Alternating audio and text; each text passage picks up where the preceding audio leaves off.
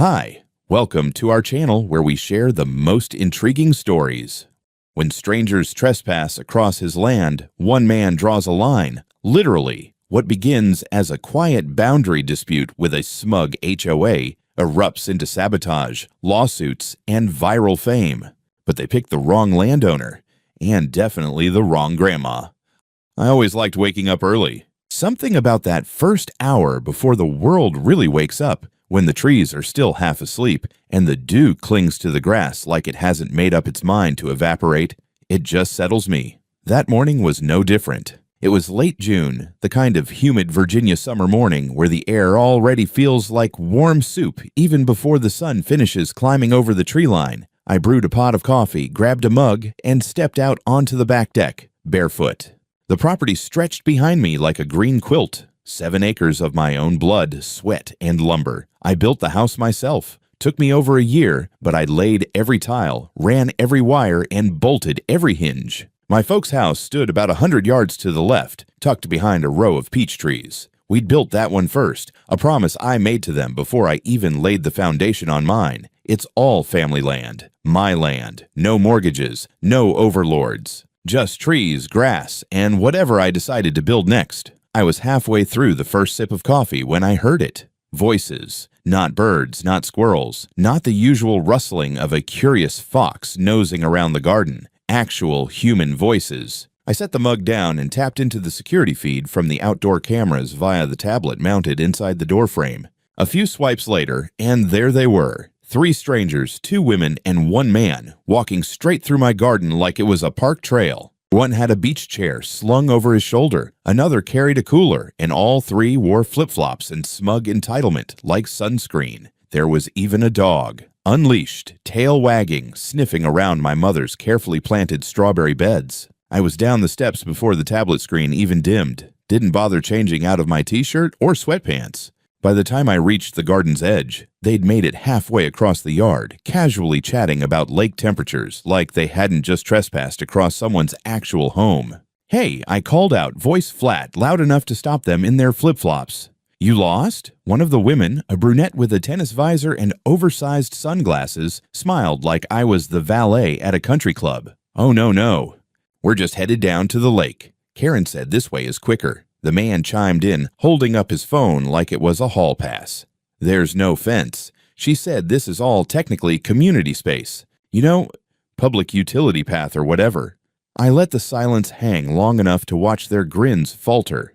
"This is private property," I said, slow and even, pointing at the garden behind them. "My house, my land, and there is no public path here. You just walked past 3 no trespassing signs." The woman scoffed. "Well, there weren't any when we came last week." "Exactly," I replied, "and yet you came back." That shut them up. I didn't raise my voice, didn't wave my arms, didn't threaten them. I just stood there and stared until they turned around and shuffled off the way they came, dog included. As soon as they cleared the tree line, I pulled out my phone and ordered 4 new signs with bold red lettering. "Private property, no trespassing. Trespassers will be prosecuted." Then I got in my truck and drove straight to Suncrest Shores. It's about a 5-minute ride down a gravel road from my driveway to the edge of their manicured asphalt utopia. Cookie-cutter houses painted in approved pastel tones, mailboxes regulated to a single design, and the kind of landscaping that screams, nobody here actually plants their own hydrangeas. I found the HOA office near the clubhouse. Faux brick building with white trim and the American flag flying just a bit too straight to be casual. Karen Mildred Hale met me with a smile that didn't reach her eyes. Mid-50s perma-blonde hair like brittle hay, and posture like she was born holding a clipboard. I introduced myself. She didn't have to introduce herself. Her face had been on every neighborhood pamphlet and HOA election notice since my folks bought the land over 30 years ago. "Oh, Mr. Ryder," she said, "too sweet by half. We were just talking about you at last month's meeting. You really should consider integrating into the community formally. It would make everything so much easier." "For who?" I asked. "For everyone," she said, still smiling. "You live on valuable land, Lucas, land that connects Suncrest to the lake. Families have been walking through the back area for years. It just seems unnatural to block it off." "It's not a right-of-way," I replied.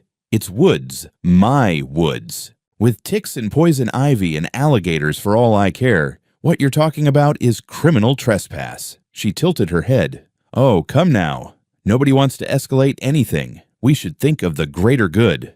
We're one community. Boundaries like fences. They divide us. I prefer walls that keep out the entitled, I said, turning to leave. Enjoy your community. That same evening, I began ordering materials for a perimeter fence. Steel posts, solar-powered sliding gates, motion sensors, and a proper ground anchoring system. Took 2 days to get everything on site and lined up. I did most of the welding myself with help from 2 of my crew guys who owed me favors. While the panels went up, I installed 8 motion-triggered cameras across the back half of the property, all feeding into a cloud server with redundant storage. I didn't tell my parents about any of it. I didn't even tell Grandma. But the next morning, as I was installing the final latch on the last gate, I felt a hand on my shoulder. Turned to find my grandmother standing there barefoot in her robe, holding a steaming cup of chamomile tea and watching the gate with an expression I couldn't quite read. "You're finally doing it," she said softly. "Doing what?" "Drawing a line," she replied, taking a sip.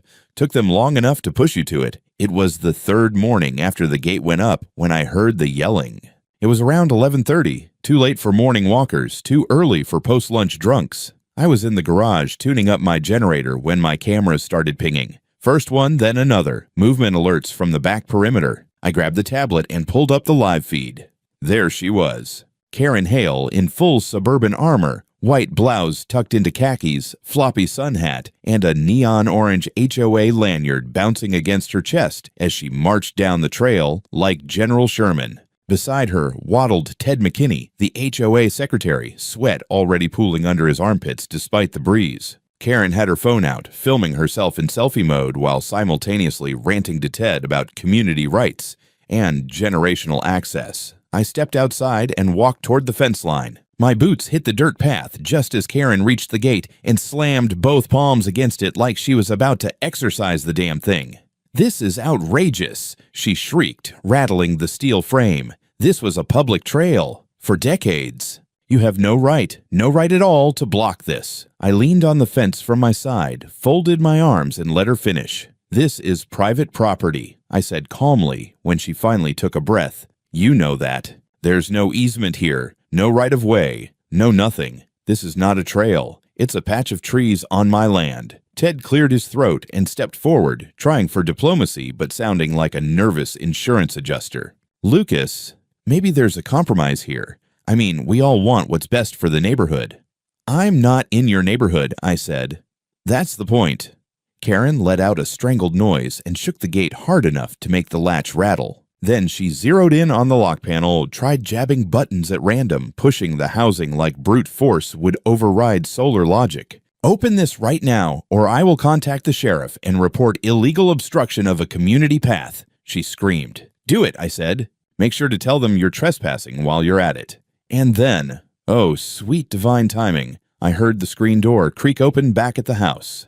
My grandmother stepped out onto the deck in her robe, a hand gripping her walking cane, the other adjusting the collar like she was about to walk into court. She wasn't a tall woman, but somehow she made 5 feet and a handful of inches feel like 7 feet of fire and brimstone. She stepped carefully onto the porch steps and called out, voice sharp enough to slice air. "Karen Hale! You get your crusty behind off our land before I come down there and make you." Karen blinked like someone had just thrown cold water on her. She turned toward the house and sputtered, "Excuse me?" But Grandma was already descending, slow, deliberate steps, leaning on the cane like it was a sword of truth. I didn't move. I just stepped aside to let her through the gate's inner panel. She marched right up to the fence and pointed the cane through the bars.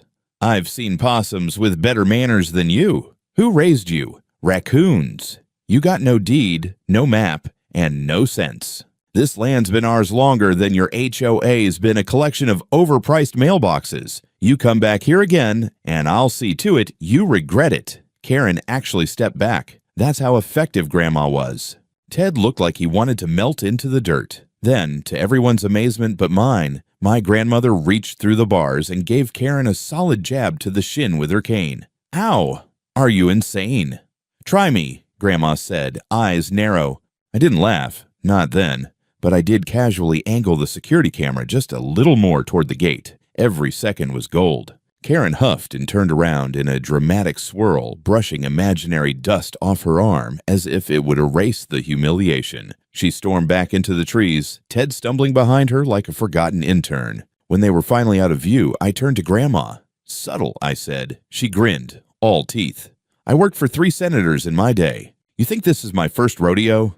I helped her back to the porch, and we sat for a while in the shade, sipping lemonade while I filed the footage. By nightfall, the videos were already uploading to my cloud backup. I filed a notice with the county sheriff's office just to get ahead of the inevitable complaint. Grandma made herself a fresh pot of tea, humming a funeral hymn while she moved about the kitchen like it was a battlefield infirmary. At dusk, I walked the perimeter again. The gate lights flicked on automatically, and I stood there a minute, staring into the woods, half waiting for Karen to come crawling back with a flashlight and a bad idea. She didn't. But I knew that wasn't the end. That was just the first punch. A week passed. I didn't hear another peep from Karen or any of the HOA Muppets, which should have felt like peace. But I've worked construction long enough to know the difference between quiet and waiting. One means the job's done. The other means someone's reloading. It was Tuesday morning when I found the envelope wedged into my mailbox, a thick certified one with that familiar government bureaucratic stink. Legalese printed in 12-point Times New Roman, the kind of envelope that says, "Your day just got worse." Inside was a court summons. The HOA, officially the Suncrest Shores Community Stewardship Association, was suing me. They claimed I had illegally obstructed a historic community easement and violated the implied right of public lake access established through long-term neighborhood usage. They wanted me to remove the gate, tear down the fence, and restore full pedestrian access to the traditional shoreline passage. Traditional shoreline passage, my ass. They even attached exhibits. Exhibit A was a grainy photocopy of a map dated 1987, which looked like it had been printed with a potato. Some faded pencil marks traced a trail-like squiggle straight across what was now my lower orchard, leading directly to the lake. It looked about as official as a child's pirate treasure map. Exhibit B was a typed letter from a man named Harold Jennings, claiming he had walked that path for over 20 years, and that blocking it was an attack on the spirit of the community. Never heard of him in my life. Exhibit C was a printout from their Facebook group, where a post from Karen warned residents that a resident with no regard for neighborly values has restricted lake access, potentially endangering lives in emergency scenarios. It was followed by comments like, "Won't someone think of the children?" and "If there's a fire and someone can't reach the lake to fill a bucket, it'll be on his hands." You'd think I installed landmines, not a goddamn fence. I called up Chesley Harding, my lawyer, 35, whip-smart, and allergic to bullshit. I'd done renovations on her place a few years back after her divorce, and we'd kept in touch. She met me at the kitchen table the next morning, took one look at the papers, and raised an eyebrow. "Well," she said, "they're either desperate or incredibly stupid. Maybe both." She laid it out clean. Karen and her cronies were trying to invoke a kind of prescriptive easement, which in some cases allows public access if it can be proven the land has been openly and continuously used without permission for over 20 years. But, and this is where the fun started, I had surveillance footage going back 5 years showing 0 foot traffic through that part of the property. Nothing but deer, foxes, and one drunk turkey hunter from a different county who got lost. Before me, the land was owned by my grandfather, who fenced off most of it. He even had no trespassing signs dating back to the early 80s, the rusted remains of which I still had in a barn. Chesley and I put together a response. We filed a counterclaim for trespassing, harassment, defamation of character, falsification of public records, intentional infliction of emotional distress. The last one might sound dramatic, but waking up to people on your property and then getting sued for trying to stop them. Yeah, distress was accurate. The sheriff's office served the countersuit to Karen personally. She posted about it on the Suncrest HOA page the same night. A long, melodramatic rant about aggression and land hoarding and how I was undermining the harmony of the lake community. Someone in the comments called me a parasite with a fence. Fetish. Someone else suggested burning down my gate. Karen liked that comment. Meanwhile, I started getting weird attention. Random cars slowed down by my driveway. One day, someone left a basket of rotten fruit by the mailbox with a handwritten note. Community means cooperation, not conquest. The next morning, I found someone had chalked arrows on the street pointing toward the side of my property. Bright. Yellow with the words "Lake Access this way." Cute. I power washed the arrows, installed 2 more cameras, and poured gravel along the tree line trail to leave footprints. Nobody would sneak through without me knowing. I wasn't just fencing off property now. I was building a case. By Friday, Chesley had pulled up county land records going back 50 years. Not a single official map ever showed any trail, path, or right-of-way. We also found that the Exhibit A map Karen submitted had no registered author, no notary, and no source. It wasn't even filed anywhere. It was just there. Fabrication, Chesley said. It won't hold. But they're not trying to win outright. They're trying to exhaust you, grind you down with paperwork and court dates until you fold. They didn't know me very well. I don't fold. I pour concrete. It was 2:30 in the morning when the gate alarm went off. The alert came through my phone, a soft chime followed by a push notification from the motion sensors. I sat up in bed, groggy, but when I checked the screen, the grogginess burned off like alcohol on a skillet. The live feed showed the gate slightly ajar. The solar-powered lock panel had been forced open, one hinge looked bent, and one of the steel bars had a fresh scorch mark, like someone tried to cut through it. I grabbed the flashlight and the pistol from the drawer, not because I expected a firefight, but because I'd learned something working construction in rural counties. When someone trespasses in the dead of night, you assume they didn't come to borrow sugar. I stepped out onto the porch. The night was heavy with humidity and crickets, thick as soup. The air stank, not just of earth or dew, but of something sour. It wasn't until I got close to the peach trees that I realized one of them was smoldering. Not fully ablaze, more like someone had set fire to its base and doused it halfway through. The bark was blackened and cracked. The leaves on one side were curling like fists. I checked the surrounding area. Debris scattered across the grass, beer cans, and a torn-up plastic chair that hadn't been there before. Someone had partied on my land. I circled toward the shed, feeling that sour smell grow sharper. When I opened the door, it hit me like a slap. Rotting fish, maybe 40 or 50 pounds of it, dumped in a burlap sack and thrown into the back corner like a mafia warning. My stomach turned, and just outside the shed, under the glow of the motion-activated floodlight, I found a pile of printed flyers soaked from dew taped to wooden stakes. They read, "You brought this on your family. We were neighbors. Now we're enemies." Somewhere in the woods, a branch cracked. I raised the flashlight but saw nothing but the dark shape of trees. By dawn, I'd called the sheriff's office. Again. This time, I emailed them the footage straight from the cloud archive. The camera by the gate had captured a figure in a hoodie, hacking the panel with some kind of handheld device. The face wasn't clear, but the figure stepped out of a white SUV, and right on the back of that SUV, in plain view, a Suncrest Shores HOA decal. The responding deputy was young, maybe 25, with eyes like he'd rather be dealing with raccoons. But even he looked uneasy when I walked him through the scorched tree, the flyers, and the fish. "Looks personal," he muttered. "No shit," I said. He took a statement, filed a report, and promised to escalate internally. I didn't hold my breath. By noon, Chesley was on speakerphone, furious. "This is textbook escalation," she said. "We're filing an emergency motion. This isn't a civil dispute anymore. It's criminal intimidation. Vandalism, illegal entry, harassment, and depending on the fire damage, attempted arson." She paused, then added, "Check your smart systems. If they're hitting your physical access, they might try digital next."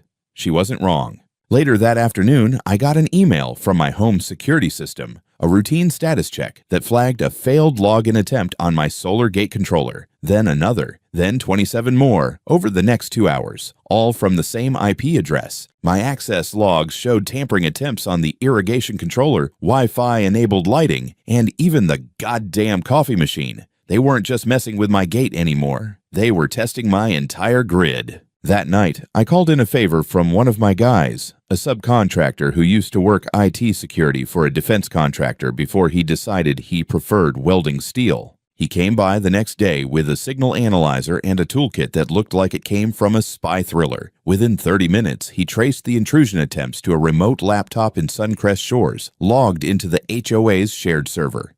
"These morons are trying to spoof admin credentials from their clubhouse Wi-Fi," he said, half laughing. "This is like if your grandma tried to hack the Pentagon using Windows 98. Still, it was serious. We set up a network partition, locked down the smart systems, installed a Faraday cage around the gate controller, and set up decoys to track any future attempts. I backed up everything: video, digital logs, IP addresses, into 2 offline drives. That night, I added a second lock to the gate. Not digital, not fancy, just a thick, rust-resistant chain and a padlock the size of a fist.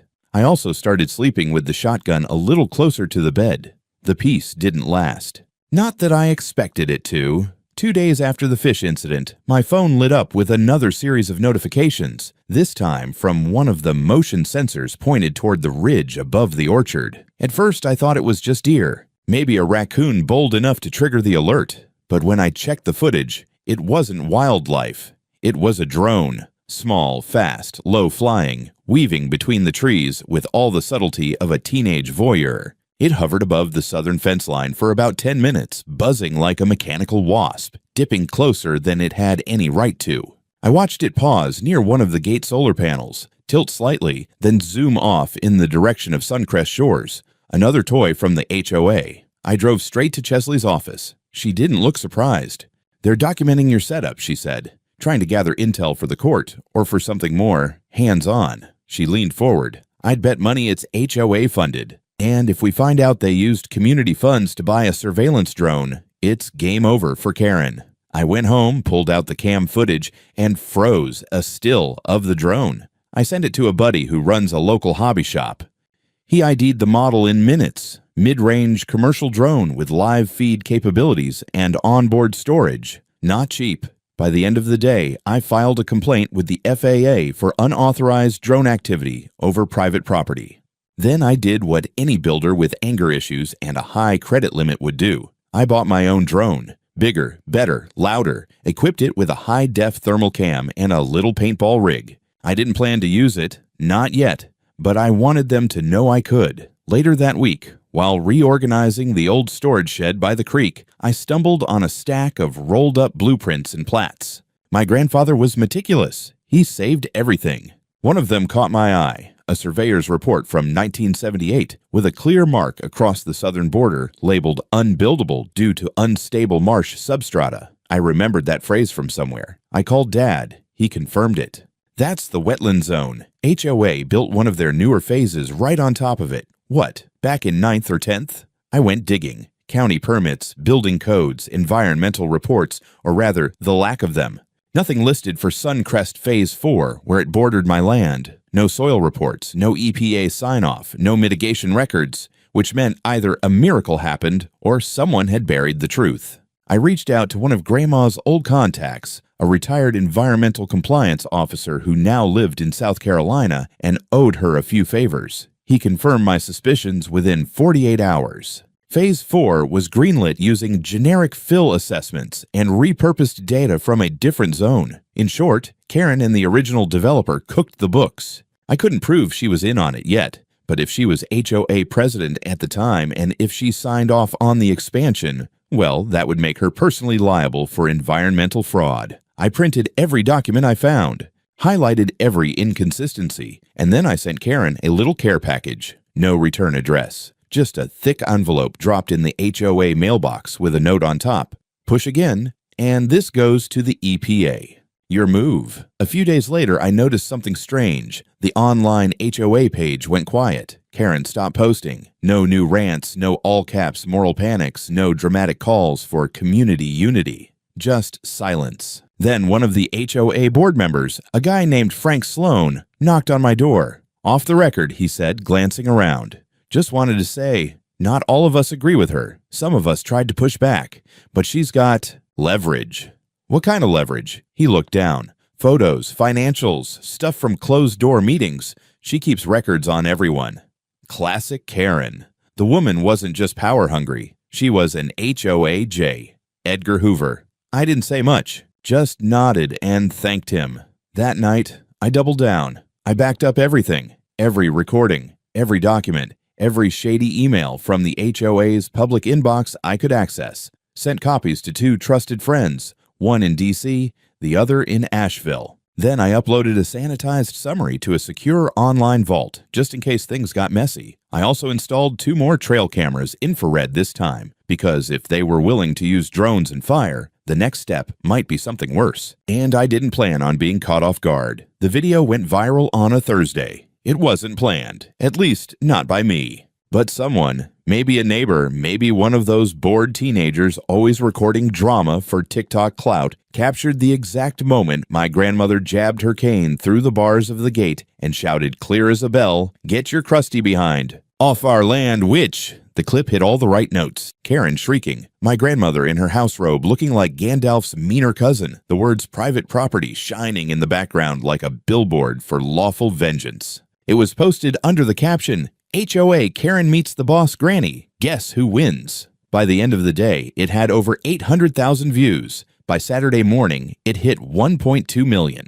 They gave my grandma nicknames, the Polka Avenger, the HOA Exorcist, G-Force. Twitter ran wild with memes. Someone even photoshopped her face onto a medieval knight with a cane lance jousting Karen into a moat. And then the reporters came. First, a local station, then a regional blog, then CNN. I came home to find a crew setting up across the gravel road, cameras aimed at the fence like it was a monument to resistance. I didn't want the attention, but my grandmother. She sipped her tea on the porch and waved like a war hero in a victory parade. They asked for an interview. She looked into the camera and said, "I've been alive through 4 wars, 2 husbands, and at least 27 passive-aggressive bake sales. This isn't a community dispute. This is bullying in pearls, and I don't tolerate bullies." It blew up, and just like that, public opinion flipped. Messages poured into my inbox, emails from strangers offering legal advice, drone footage of HOA trucks patrolling near my gate, even donations. Someone sent a damn fruit basket. Karen, on the other hand, went radio silent again. Her last public statement had been some whimper about misunderstandings and deep concerns for public access. It wasn't enough, because Chesley, she'd kept digging. The drone footage I'd captured weeks earlier, turns out the drone was registered to the HOA under their official Suncrest budget line item for neighborhood watch equipment. A paper trail from a board meeting confirmed the purchase. Better yet, it wasn't even approved properly. Karen had pushed it through under miscellaneous technology upgrades using discretionary funds. We compiled it all and added it to the expanding counterclaim file. But the real bombshell came from Frank. He showed up again. This time pale and sweating, with a flash drive in hand. "I don't want to be a part of this anymore," he said. "She threatened my family. Told me if I went public, she'd release photos of my daughter from a therapy session. How she got those, I don't even know. But this has to end." The flash drive contained recordings of HOA board meetings, closed-door sessions where Karen ranted about absorbing the Ryder property, enforcing social cohesion, and, most damning, creative document handling. One clip had her openly joking, "If we have to recreate a map or 2, who's gonna notice? These hicks can't read GIS data. We filed it all." Chesley was almost giddy. "This is weaponized stupidity," she said. She turned a civil case into conspiracy. But that wasn't the end of it. Because the footage and files hit the public just as a whistleblower inside the county clerk's office, apparently tipped off by one of our social media followers, leaked an internal memo. Karen had pressured a junior land officer into fast-tracking approval of Phase 4 of Suncrest without a proper environmental survey. It matched what I had on paper. It matched the old maps from my grandfather. And it proved, without a shadow of a doubt, that Karen had known exactly what she was doing when she let them build over protected land. Grandma didn't say much when I told her. She just looked out over the orchard, where the burnt tree still stood like a scar, and murmured, "Told you she was lying." Her pupils shifted when she said, "Tradition, always a giveaway." I stared at her. "How do you know that?" She smiled. "I've interrogated war criminals. You think Karen scares me?" I didn't ask further. Instead, I loaded the final file into the press packet we were about to send to the local environmental watchdogs and state-level inspectors. I also CC'd the media. It was time to stop playing defense. By the time the subpoenas dropped, I'd already reinforced the fence. Not just the gate, the whole damn line, steel core posts, concrete footings, infrared sensors, and a new backup generator in case the HOA got funny with the power lines. I wasn't building a wall, I was building a perimeter. The county sheriff's office served Karen first. She tried to play it off. It made a statement on local news claiming it was all misunderstood bureaucracy and a coordinated smear campaign by a hostile landowner. But you could see it in her eyes. The cornered look. Like a cat that just realized the laser pointer was attached to a shotgun, Chesley moved fast. With the media pressure, the digital evidence, and Frank's whistleblower testimony, we filed a civil lawsuit and criminal referral simultaneously. Fraud, harassment, misappropriation of HOA funds, falsification of public records, and unauthorized surveillance. And then came the real kicker. A judge granted a temporary restraining order against Karen and all members of the Suncrest HOA Executive Board. They were barred from stepping within 100 feet of my property line. Karen tried to appeal, claimed emotional distress and loss of purpose. The court didn't bite. We froze her out. And then the real reckoning started. The EPA investigation kicked off with a bang. Their site visit to Phase 4 took all of 5 hours before they issued a formal notice of non-compliance. Turned out the HOA's contractor had used synthetic fill in violation of wetland regulations, and there was zero runoff mitigation in place. Karen's signature was on the approval form, dated scanned, and now public record. They fined the HOA $250,000 and ordered immediate remediation of the area, including tearing up part of a walking trail and dismantling 3 patio decks. Half a dozen families were furious, and the HOA meetings, which were now being recorded and leaked, turned into gladiator arenas. Meanwhile, the county auditor's office launched a forensic review of HOA finances. That's where the rot came pouring out. Karen had spent thousands from the HOA fund on legal consultations for personal matters. A second drone, which she claimed was for wildlife monitoring, branded HOA wine glasses and merchandise for Unity outreach. And, of course, the attack campaign against me, listed under Community Integration Strategy.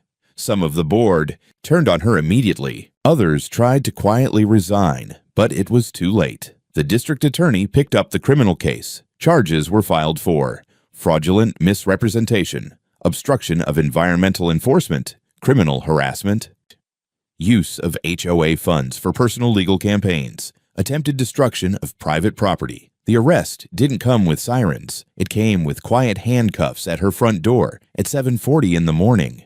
She wore a robe, ironically not unlike my grandmother's, except hers was silk and cost more than my truck. I watched the footage online like everyone else. There was no smug grin this time, no clipboard, no lanyard, just a red face and a white-knuckled grip on the doorframe before they took her away. Later that day, Frank stopped by again. She kept everything on a thumb drive, he told me. Blackmail stuff, dirt on everyone. She used it to keep control. HOA was scared of her, not loyal. Now that she's out, it's falling apart. It was. That night, a handful of Suncrest residents, the good ones, came to my gate. Nervous, embarrassed. One of them, a woman in her 60s, handed me a pie. "We didn't know," she said. "We thought it was about a shortcut." I nodded. "Wasn't just about that." She hesitated. "Can we help rebuild the peach tree? My son's got some nursery connections. It's the least we can do." I didn't answer at first, just looked out at the yard, the smoldered scar, the rebuilt fence, the gate that had stood firm. Then I said, "One tree. You help with one, but no shortcuts. Ever." They smiled. I could feel it. A shift. The story had started as a line in the dirt. But now it was bigger. About ownership. About principle. About people standing up when the system tilts sideways. And my grandmother. She was sitting on the porch with a cold sweet tea, watching the whole thing unfold like she'd seen it coming 6 months ago. She raised the glass in a quiet toast. "Dumb woman," she muttered. "You can't bully your way through soil maps." The fence still stands. That's the first thing I see every morning when I open the blinds. The gleam of reinforced steel posts, the solar panels winking back the sun, and the old peach tree stump, now surrounded by freshly planted saplings. My land, my rules, no shortcuts. After Karen's arrest, Suncrest Shores HOA collapsed like a termite-infested deck. The board tried to limp along for another month, but the community held a vote. Unofficial at first, then legally backed. 60% of residents signed a petition to dissolve the HOA altogether. No one wanted to be the next Karen. No one wanted another war over picnic access. Turns out, people like freedom more than flower bed conformity. Some of them came around. The woman who brought the pie. She kept her word. Helped plant 3 new peach trees with her son and his crew. They even brought in fresh compost and dug the root lines properly. I didn't say much during the planting. Just worked alongside them, silent, watchful. But when the trees were done, I handed the kid a cold root beer and nodded. "Not bad," I said. He smiled like it was a diploma. A few weeks later, I got the court ruling. Full dismissal of the HOA's original suit. Judge's opinion was blistering, called their actions a gross abuse of neighborhood governance, and cited malicious intent to harass a lawful property owner. We didn't just win.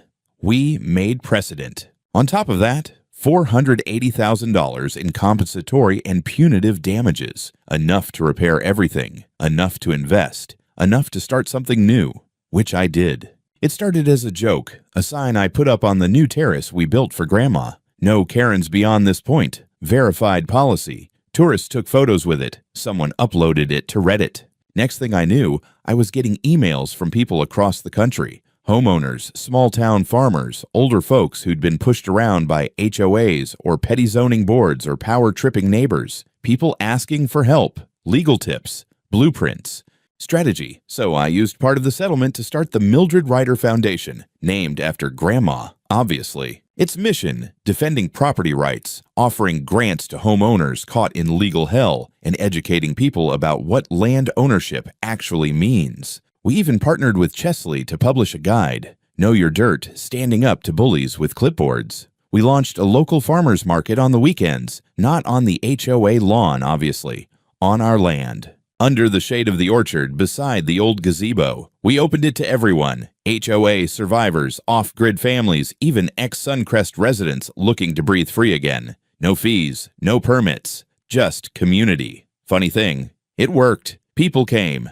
And slowly, the land changed, not just physically. The whole vibe shifted. The orchard grew stronger. Neighbors stopped by not to argue, but to contribute. One brought homemade cider. Another offered to build a rainwater system. A group of high schoolers volunteered to paint the rebuilt gazebo. It wasn't utopia. It was better, earned peace. As for Karen, she took a plea deal. 5 years probation, mandatory restitution, and a 2-year ban from holding any administrative position in any civic organization. She moved out of Suncrest shortly after, sold her home. I heard she's in Florida now. I wish her nothing. Not even bad luck, just silence. And Grandma. She got her own column in a local paper. It's called Ask Mildred. People send her questions about property disputes, home etiquette, and the occasional romantic drama. She answers with a mix of steel and sass. Her favorite response so far? If your neighbor steps over your line, don't swing first. Just make sure the ground under their feet is yours. She says it applies to more than land. I believe her.